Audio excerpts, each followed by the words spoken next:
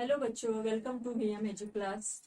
आइए अब हम देखेंगे 7th स्टेट बोर्ड का मैथ्स का ज्योमेट्रिकल कंस्ट्रक्शन का नेक्स्ट टॉपिक। ओके, अभी तक हमने सीखा है कि ट्रायंगल कैसे ड्रॉ करते हैं। ओके, उसके अलग अलग तरीके हमने देखे। अब हम देखेंगे कॉन्ग्रुएंस ऑफ सेगमेंट्स। ओके, तो कॉन्ग्रुएंस ऑफ सेगमेंट्स क्या है? ओके, तो just check if given line segments are equal in length. Okay, अगर तुम्हें दो सेगमेंट्स दिए हैं लाइन के और वो दोनों भी इक्वल है तो दे आर कॉन्ग्रुएंट। कॉन्ग्रुएंट का मतलब क्या है? तो same. Suppose A B is 5 centimetre and P Q is also 5 centimetre, तो क्या हुआ?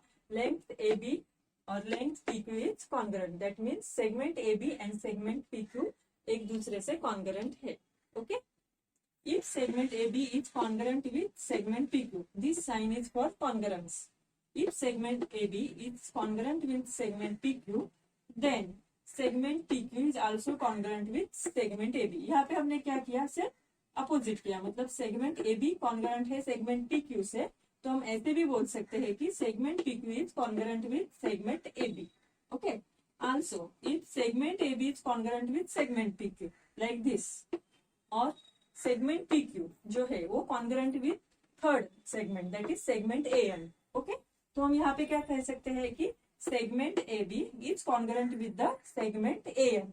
मतलब हमारा पहला सेगमेंट दूसरे सेगमेंट के साथ कॉन्ग्रुएंट है और वो सेगमेंट थर्ड के साथ कॉन्ग्रुएंट है, तो हमारा पहला सेगमेंट और थर्ड सेगमेंट दोनों भी कॉन्ग्रुएंट है। मतलब segment A B is congruent with segment A N.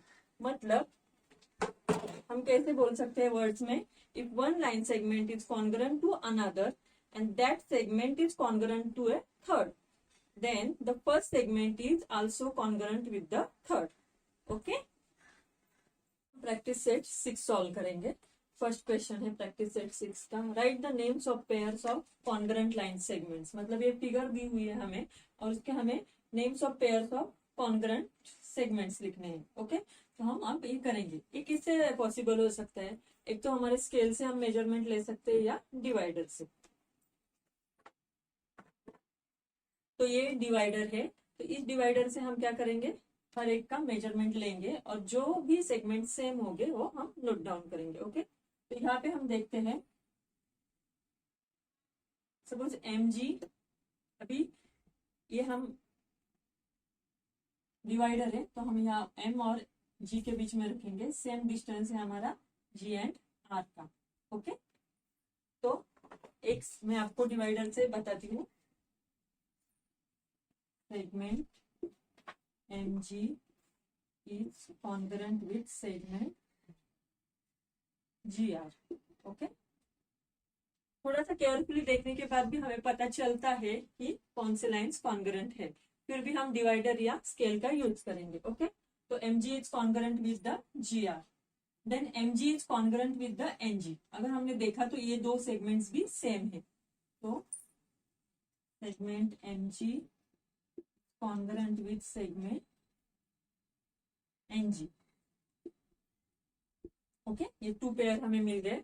अभी third, segment gc is congruent with gb।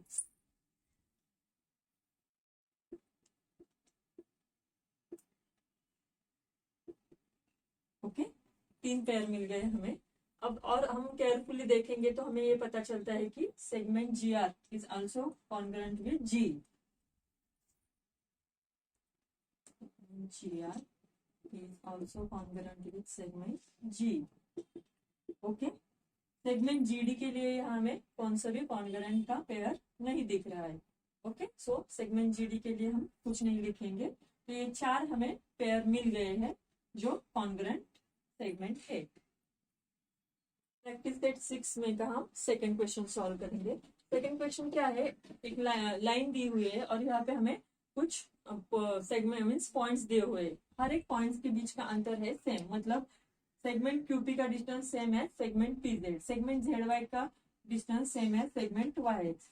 तो with the help of this we will solve this sums. Segment A B is congruent with segment, तो हमें यहाँ पे answer लिखना है। तो segment A B, okay, तो ये 1 पॉइंट का डिस्टेंस है, it is equal to segment BC ले सकते हैं, या सेगमेंट ZY ले सकते हैं, या सेगमेंट QP ले सकते हैं। तो यहाँ पे हम लेंगे सेगमेंट QP। ओके, अभी सेगमेंट एपी कॉन्करेंस किसके साथ है? तो AP। तो यहाँ पे हमारा है A और यहाँ पे है P। मतलब कितने डिस्टेंस है? 1 2 3 4 एंड 5। ओके, तो 5 का डिस्टेंस है यहाँ पे। तो हमें ऐसे पॉइंट्स लेने हैं कि जिसके बीच का डिस्टेंस 5 है। सपोज हम Y से लेंगे। Okay, 1 2 3 4 and 5। ओके, तो ये क्या आ गया सेगमेंट हमारा? YC। समझ गए? Segment AC। Okay, AC, A और C, यहाँ पे ओनली 2 का डिस्टेंस है। तो सेम वे हम कौन से भी 2 पॉइंट लेंगे जहां पे 2 का डिस्टेंस होगा। तो एक QP होगा और एक PZ होगा। तो segment QZ is the answer. बहुत ही सिंपल है। Which segment is congruent with segment BY? Okay, B and Y. How much distance is there? 1 2 3 4। 4 का डिस्टेंस है। तो दूसरे कौन सा भी सेगमेंट लो जिसमें 4 का डिस्टेंस हो। ओके, तो यहाँ पे हम ले सकते हैं X से Y तक 1, Y से Z तक 2, Z से P तक 3 और P से Q तक 4। ओके, तो यहाँ हम सेगमेंट लेंगे XQ। 1 2 3 4। Which segment is congruent with segment YQ? Y and Q. How much distance? 1 2 3। Okay, so here you can take 1 2 and 3. So XB is the segment. Segment BW. Segment BW, B and W. Again 1 and 2. Up to W there are 2 का distance है। तो जहाँ पे 2 का distance हो वो segment हम ले सकते हैं। मतलब Q से P तक 1 का डिस्टेंस, P से Z तक दूसरा डिस्टेंस हो, QZ हम ले सकते हैं आंसर में। ओके, तो ये हमारा सॉल्व हो गया प्रैक्टिस सेट 6 का सेकेंड क्वेश्चन। समझ गए? तो ये कॉन्ग्रुएंस ऑफ लाइन हम सीख गए। अभी हमने कॉन्ग्रुएंस ऑफ लाइंस देखा। अब हम देखेंगे कॉन्ग्रुएंस ऑफ एंगल्स। ओके, तो 2 angles of equal measures are congruent to each other. मतलब क्या? 2 एंगल तुम्हें दिए हुए हैं और वो इक्वल मेजर्स के, समथिंग 40 डिग्री है दोनों का, या समथिंग 90 डिग्री है, समथिंग 120 डिग्री है। तो 2 ट्रायंगल तुम्हारे क्या हो गए? कॉन्ग्रुएंट हो गए। मतलब क्या? जैसे हमने लाइन ऑफ कॉन्ग्रुएंस देखा कि 2 सेगमेंट जो इक्वल लेंथ के हो वो कॉन्ग्रुएंट लाइंस होते हैं, वैसे ही 2 angles with equal measures congruent angle होते। Okay, if angle LMN is congruent with angle XYZ। एक एंगल अगर दूसरे के साथ कॉन्ग्रुएंट हो, मतलब दूसरा एंगल भी पहले के साथ कॉन्ग्रुएंट ही होता है। Angle XYZ is congruent with angle LMN। Same thing, if angle LMN is congruent to angle ABC। Okay, पहला एंगल अगर हम दूसरे एंगल से कॉन्ग्रुएंट हो एंड दूसरा एंगल ABC तीसरे से कॉन्ग्रुएंट हो एंगल XYZ से, तो क्या होता है? यहाँ पे कौन सा रिलेशन होगा?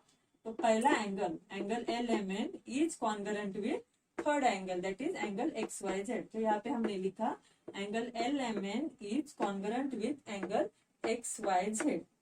ओके,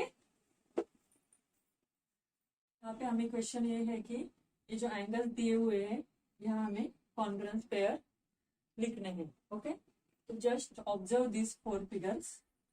यहाँ पे देखेंगे हम कि AOB कितना है? 45 डिग्री। ओके, तो इसके जैसा कौन सा है और 45 डिग्री? तो हो जाएगा BOC which is also 45 degree. मतलब ये 30 डिग्री और यहाँ का 15 degree, because this is 90 degree angle. So पहली पेयर आएंगे हमारी AOB is congruent with BOC। Okay, ये हमारी फर्स्ट पेयर आ गई। अभी सेकंड क्या आएगी हमारी पेयर? AOC, ये जो राइट एंगल ट्रायंगल है AOC is congruent with PQR।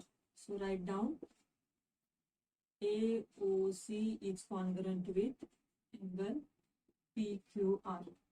Okay, now AOB which is 45 degree is congruent with RST, which is also 45 degree. So AOB, angle AOB is congruent with angle RST.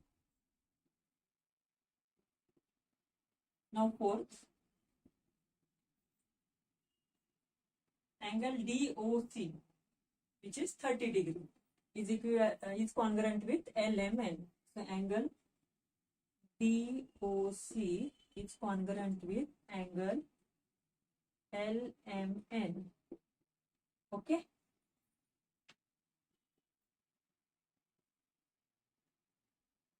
और कौन सी pair आपको लग रही है कि वो congruent हो सकती है? DOC होगा, DOC ओके।